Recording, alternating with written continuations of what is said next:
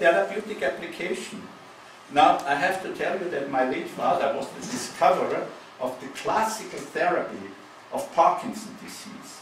In '61, he discovered L-Dopa, which is not a classical therapy. And he got patients from all over the world, including Mao Zedong. But many Americans, also German, patients were, overloaded with L-Dopa. And let's put it this way, that was such a high dosage that L-Dopa did not work. And the patient, they're shaking, and also they stiff and became, moveless. And he asked me, George, I paid your study in biochemistry. Think of what we can help. So I looked up the biochemistry textbook, and L-Dopa needs NADH. So I offered him NADH, and he used it in a patient. And I want to show you a 3-minute video what this patient looked like before and after. Here we are.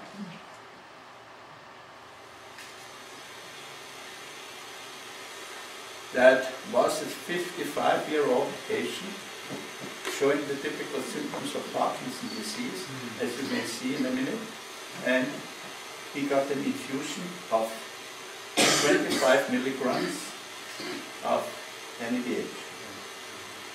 The classical therapy of Parkinson's disease is substitution of the dopamine deficit by its precursor L-Dopa.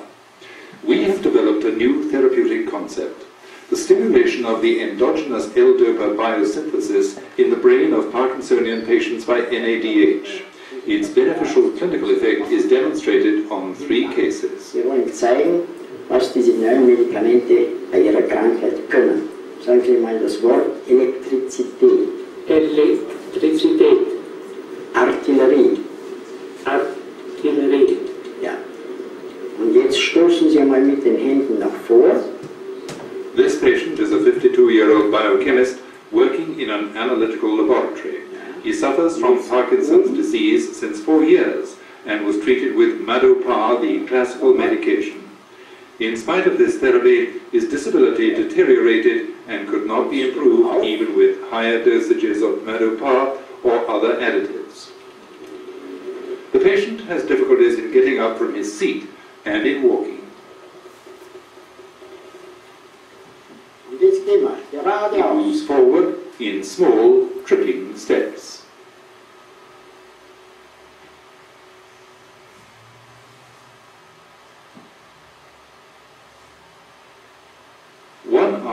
After infusion of 25 milligrams of NADH, the patient's disability improved considerably.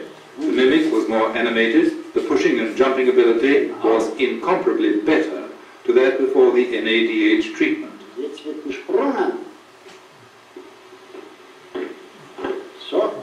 His walking was remarkably improved. The left screen shows his walking before, the right screen 1 hour after NADH treatment.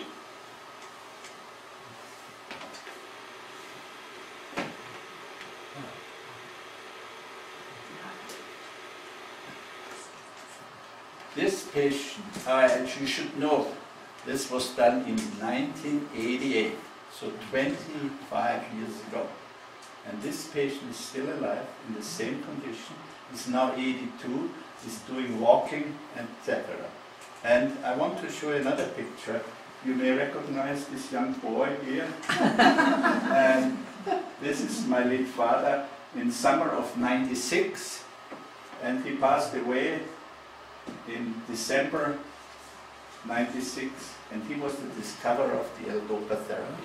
Now, the problem I had, he's had a lot of patients coming from all over the world, and after they were treated in his clinics and they went home, they had nothing to take. So he said, you must make me tablets. Easier done than said, or easier said than done. We took NADH, blended it with milk sugar, the most common filler of tablets, compressed tablets, and after 4 weeks in the refrigerator, all NADH was gone. To cut a long story short, I pointed it out, NADH is a very sensitive substance.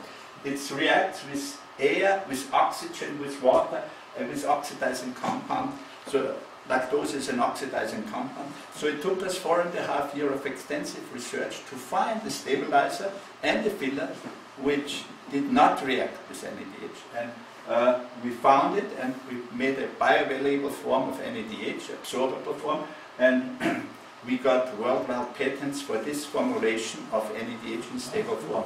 And to let you know, there are a number of fake products on the market. They are unstable NADH, and if you have them analyzed and it says 10 milligrams, there are less than 2 milligrams into the tablet. This is consumer cheating, and you can sue them if you want, but it will cost you a lot of money and it will have no effect because they will keep going.